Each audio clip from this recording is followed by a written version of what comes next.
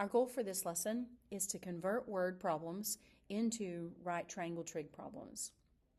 Your new vocabulary words today are angle of elevation and angle of depression. The angle of elevation, if you have a person here, imagine that they have this line of sight, right? They have this horizontal line, and they're looking up at a plane. The problem might say a person is looking up at a plane at an angle of elevation of. That angle of elevation goes right here, and we always create this right triangle. We also have this angle of depression. The angle of depression is from the horizontal down. So here is my angle of depression. It's from the horizontal down. So we would say a person's walking along. They look at a cat at an angle of depression of 32 degrees, whatever it might say. But that's what it is. It's off the horizontal. So the important part is the angle of elevation and the angle of depression are off of the horizontal line, okay, which is this line right here. We have horizontal and then we have vertical. Another picture where you can see it is maybe you have a person standing down here. You have another person standing up here on the top of a cliff. The person that's on the ground, they are looking up from the horizontal. And so that creates this angle of elevation. It creates this triangle right here. Okay, it always is going to result in a right triangle. We have that angle of elevation looking up. They're off the horizontal up. This is the vertical.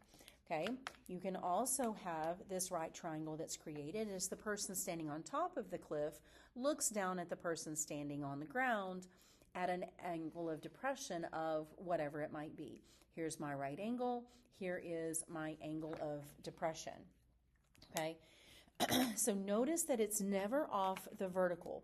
If I want the angle to go right here off the vertical, I will have to state that it's the angle between the rope and the cliff or whatever. I would have to give you a reason to know it's here.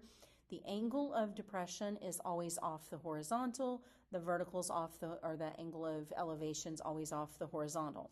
So in short then, find the horizontal so that you can put the angle. Now, here's a big note.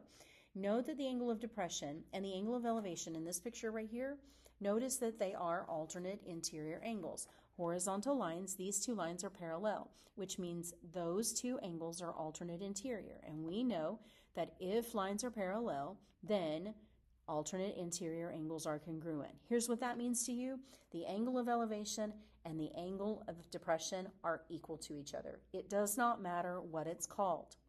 What matters is it's off the horizontal. And why that's important for us is it enables us to draw what I would call a right side up triangle. I am always able to draw my triangle so that it looks like that. Find the horizontal line. So here's your horizontal line, and the angle that you're given will always go right there if it is called an angle of depression or an angle of elevation, because they are always the same. Technically, the angle of depression is up here, but outside the triangle is not helpful for me. Personally, I don't like to draw what I would consider upside down triangles like this. I like my triangles to look like this. I like to be consistent. So, knowing that the angle of elevation is equal to the angle of depression, find the horizontal line and put the angle right there in the corner. It can't go here. That's the 90-degree angle. It has to go there. Okay? So, here's what we've got. Let's look at some problems.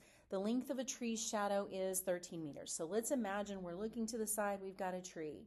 Okay? Here's my tree, and it is casting a shadow. Remember that shadows go on the ground, and the horizontal would be my ground. So, the length of a tree's shadow is 13 meters. Okay, the angle of elevation of the sun. So what that means is the sun is up here,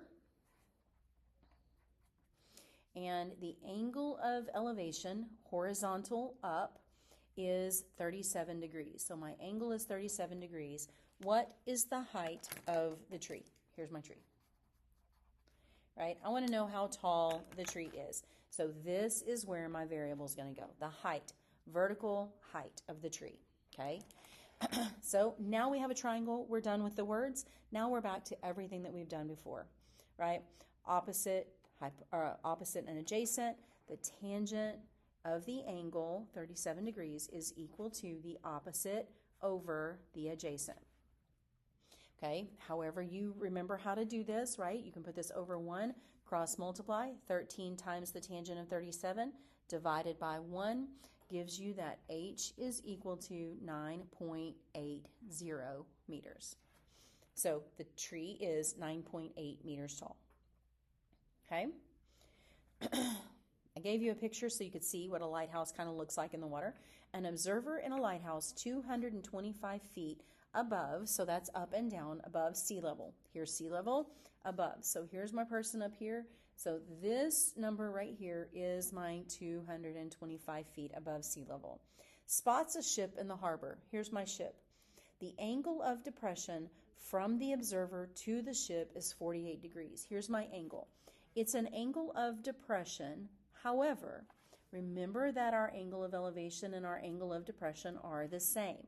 Remember, technically, the angle of depression goes right here. But we know that the angle of elevation and the angle of depression mean the same thing. They're both off the horizontal. My triangle, the way that I drew it, this is my horizontal. So from here up is 48 degrees because those are equal. I like my triangle drawn like this every time. How far from the ship, how far is the ship from the shore? Here's the shore, here's the ship. I want to know how far the ship is from the shore. Now I have my triangle. Now I can go over here and set up my trig function, my trig equation. This is tangent, opposite over adjacent. The tangent of 48 degrees is equal to the opposite side divided by the adjacent side.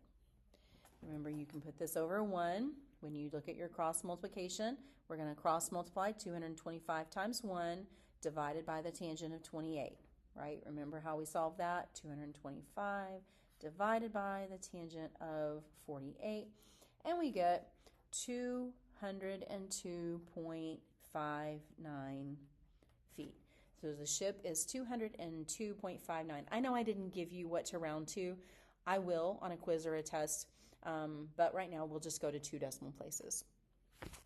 Okay, on this one, a ladder is leaning against the wall and makes an angle of 74 degrees with the ground. So we are standing to the side, we have the ground, we have a wall, maybe some kind of building, and then we have a ladder.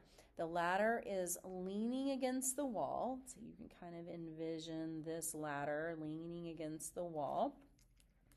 And it says it makes an angle of 74 degrees with the ground. Move that up. Here's the ground. The ground and the ladder form 74 degrees. 74 degrees. The ladder, if the foot of the ladder, okay, that's the foot of the ladder. The foot of the ladder is the bottom of the ladder, is 6.5 feet from the wall. So here's the bottom of the ladder. We trace this side. Here is 6.5 feet away from the wall. How high up the wall will the ladder reach? So here's my height, my vertical height. Okay, so that creates that part. And then how long is the ladder? So the ladder is this piece right here. How long is the ladder? I'll call it L. You can call it whatever you want. So to find the height, we do it separately. Height would be opposite over adjacent. The tangent of 74 degrees is equal to the opposite over the adjacent. You have multiply by 6.5 on both sides. 6.5 times the tangent of 74. You get that the height is 22.67 feet high. So the ladder will reach a vertical distance of 22.67 feet. Okay, then to find the length of the ladder. How long is the ladder? Well, the ladder, then we're going to go back to our 6.5 because it's the one we know for sure. And the length, that's adjacent and hypotenuse. The cosine of 74 is equal to 6.5 over the length of the ladder. If you take 6.5 and divide it by the cosine of 74, you get that the ladder is 23.58 feet long. So the ladder is 23.58 feet long. If you got an answer shorter than 22.67, something's wrong. Now just kind of I want to summarize some things here, right? All of our pictures are going to look like triangles. This is some common things that we might say. How high, right? How high might it reach? It might say vertical. It might say how tall. Those are words that would represent that vertical side. This horizontal, it would say, usually the biggest one says how far. How far away is it? On the hypotenuse, those are things that can lean. So maybe a ladder, a ramp, a rope, a slide, something like that will be on that hypotenuse. Imagine you're standing to the side and you can see that figure, that thing going on, and then draw a picture that represents it. Number 4 says, find the vertex angle of an isosceles triangle that has legs that are 24 inches and a base that is 18 inches. So let's draw a picture first. Draw yourself a nice big isosceles triangle. Isosceles triangle means these two are the same. And these are the 24 because they're the legs, 24 inches. And then the base is 18. So that's 18 inches. All right, so everything that we're doing this unit has to do with right triangles. And there's not a right triangle so far, but let's create one. We know that if we take an isosceles triangle, plus I want the vertex angle, so I want to know how big that angle is right there. Here's what we have to do. We're going to use the properties of isosceles triangles and right triangles to solve this problem. So I know that if I take an isosceles triangle and I drop down this altitude or an angle bisector, it's the same. So this is the height. It creates that right triangle. It's an altitude. Because it's isosceles, it's also the angle bisector. So both of these got cut in half. So let's focus just on one side. Let's focus just on the right triangle. So we're going to focus on that piece. Remember that if we have the altitude of an isosceles triangle, the base also gets bisected, which means that this is 9. Now I've asked for the angle, okay? We can call it theta, we can call it x, we can call it whatever, but I want that angle. Here's the trick. I can find the angle of the yellow, and then I need to double it to find the vertex angle to be able to actually answer the question. Okay, so this is opposite, 9. 24 is hypotenuse. So that is the sine of the angle is equal to the opposite side divided by 24. Okay, we just learned, right, to find the angle you have to inverse both sides. So the inverse sine of 9 over 24, type that in on your calculator, and you're going to get, let me show you, you're going to get 9 divided by 24. You get this number right here. Okay, now that, remember, is half. Okay, don't round. We never round until the end. Somebody doesn't like this calculator because it's shiny. Okay, you saw the number. We're going to take that number and we're going to double it. So just do times 2. And you get 44.04862567. Okay, so this actually, let me write it, 22.02431284. You don't have to write all that, but we're going to do that times 2 because we need the whole big angle. That's what we're looking for, is the whole big angle. So you get that the vertex angle is 44.05 degrees. Don't round until the end. Number 5. A kite flying on approximately 100 feet of string. All right, these are really, everybody struggles with kites. Imagine you are looking at somebody flying a kite. Okay, so we have the ground, that's our horizontal. We have our kite flying up in the air, and we have a person over here, if we read the whole thing, on 100 feet of string makes an angle of elevation of 40 degrees with the ground. How high above the ground is the kite if you're holding the spool 2.5 feet above the ground? So 2.5 feet above the ground, and here's right horizontal. So we can create this little triangle right here. And it said it has a 40-degree angle of elevation, or 40 degrees with the ground, which also means it's 40 degrees with the horizontal, and 100 feet of string. Everybody struggles with this. Y'all, the kite string goes from your hands to the kite. So this is the string right here. That's the string. Not here. You don't fly a kite directly above your head. Not here.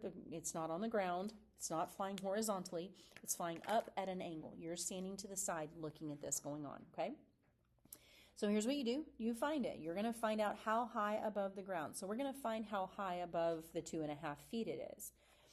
Take that. You take sine, that's opposite over hypotenuse. The sine of 40 is equal to x over 100.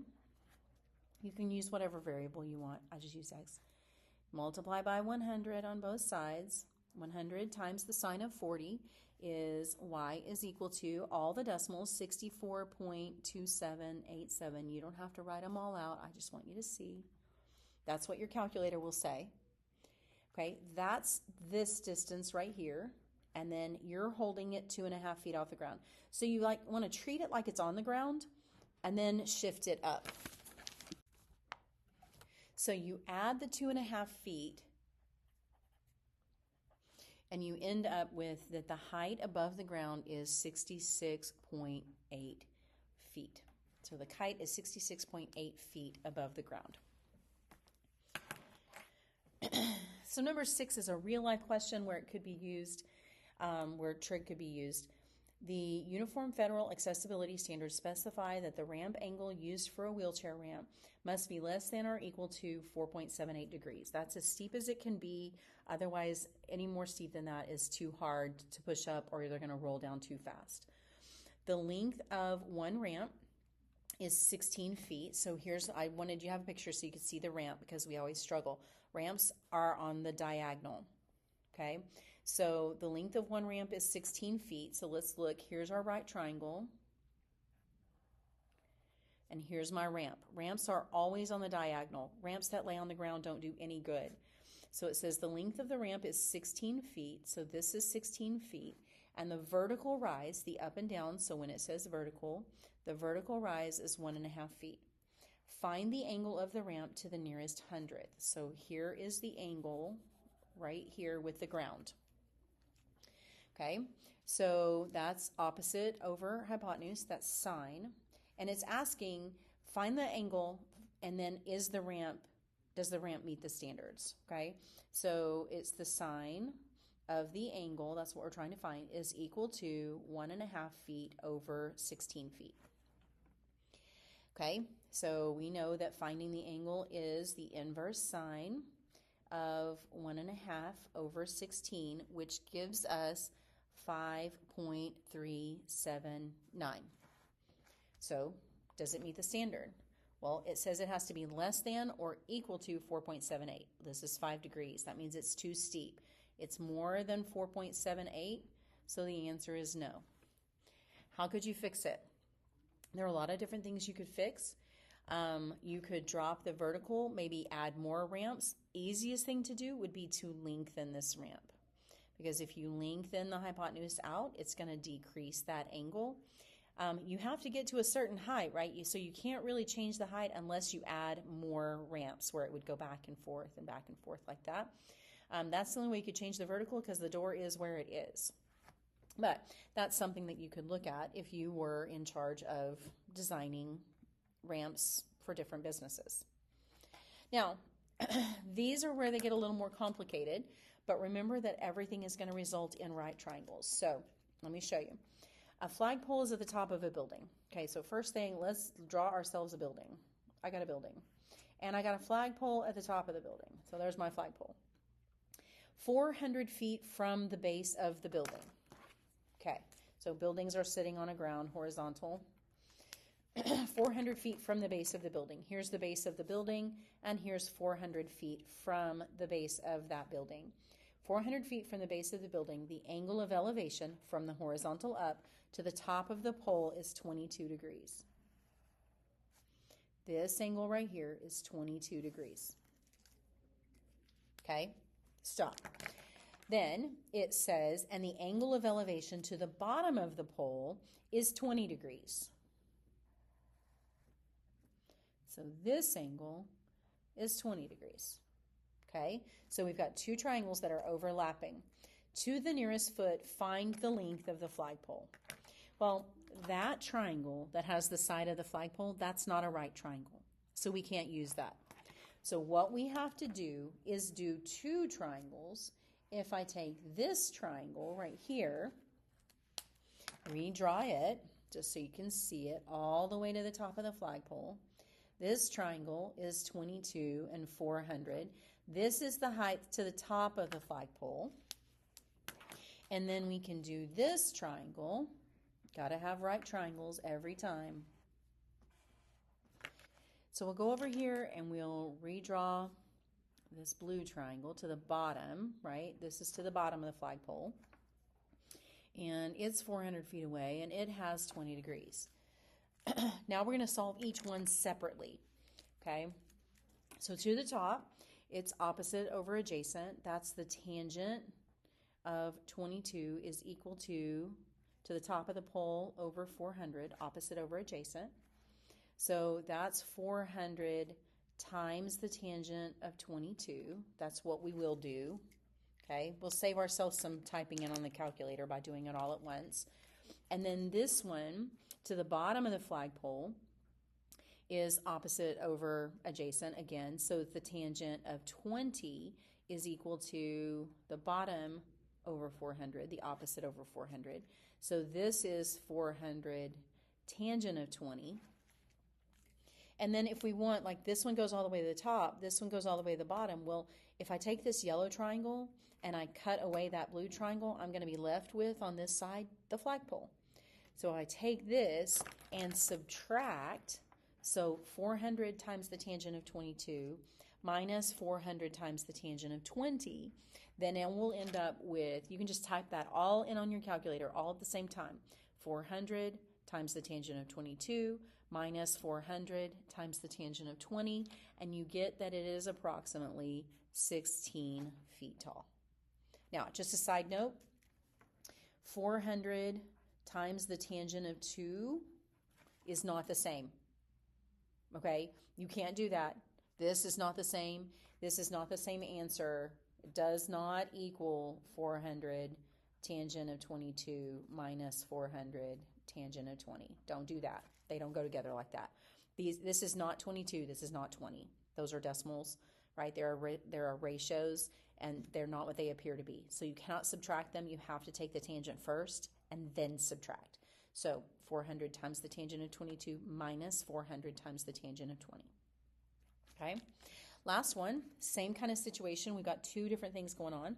So from the top of a lighthouse, 1,000 feet above sea level, let's go ahead and kind of start drawing this picture out. There's my lighthouse, 1,000 feet above sea level. So here's my sea level. The angle of depression to a boat at point A is 29 degrees. Okay, so here's point A. It's 29 degrees. We know we're going to have a right triangle, so we can go ahead and draw it in. The angle of depression is off the horizontal down. Technically, it goes right here, but it's also the angle of elevation. So it's from the horizontal up. So find your horizontal line. Find the corner of the triangle that's on the horizontal line that's not the right angle, and put your angle right there. From the horizontal up is the same as from the horizontal down. Okay, 1 minute later, the boat is at point B, and the angle of depression measures 44 degrees. Now, how do I know the boat's going in towards the lighthouse and not out? Well, think about it. If you're standing up and you look down just a little bit, something is farther away than if you look down a lot. Something is closer. That's why I know that this angle is 44 degrees and this angle is 29 degrees. Okay, if you look down a small angle, something's far away. If you look down a big angle, then it's closer to you. That's how I know that it's getting closer and it's not going away. You got to think about some logic stuff there. To the nearest foot, how far has the boat traveled? Okay, that's what I want to know right there. How far has the boat traveled? So again, we're going to split this up into our two triangles. I have this big triangle where it was originally, and then I have the smaller triangle where it was next. And if I take those two, if I find this distance and find this distance, I can subtract them and I'll end up with this. So I want to take this and subtract this, because part plus part equals whole. Okay, so big yellow triangle, right? Here's what we've got. Big yellow triangle is 29 and 1,000, and I want to know this. That's x. Okay, so that is opposite over adjacent. The tangent of 29 degrees is equal to 1,000 over x. Okay, and then we've got our little triangle. It's 44 and 1,000. So we have the tangent of 44 is equal to 1,000 over x, or y. We'll call it y. It doesn't matter. We'll call that y. Okay. So remember, to solve this, you would cross multiply, or think of it like this. Remember, they're just trading places. So it is, in essence, then 1,000 divided by the tangent of 29 minus, because we want to take the big one, minus the small one to get our leftover, 1,000 divided by the tangent of 44. Again, you cannot do anything with that. You literally type this in exactly the way that it says. 1,000 divided by the tangent of 29, close the parentheses on the calculator, minus 1,000 divided by the tangent of 44, and you will get 768.5 feet. So that boat has traveled 768.5 feet in 1 minute. And then that could be converted to miles per hour, feet per second, or whatever you wanted to measure your speed in. Okay, so the big thing about the word problems is being able to convert the words into a right triangle. Every triangle will always end up being a right triangle. Okay, remember some of our key words, right? How far, that's usually my horizontal. How far has it traveled? How tall? What's the vertical distance? What's the rise? How high, right? And then we have ladders and ramps and slopes. Those are the things that go on the diagonal. So imagine you're standing to the side, viewing whatever it is in the words in the picture, so you can picture it in your head and draw your right triangle, and then put your verticals, your horizontals, put your measurements on, and everything creates a right triangle.